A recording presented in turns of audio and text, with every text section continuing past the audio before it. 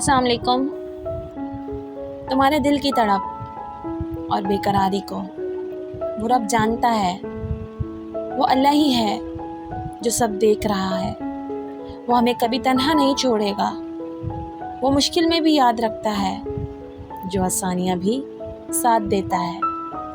ایک اللہ ہی ہے جو سب کا خیال رکھتا ہے، پھر آپ کو پل پل کی اذیت کے بعد نہ ختم ہونے والی راحت نصیب کرتا ہے۔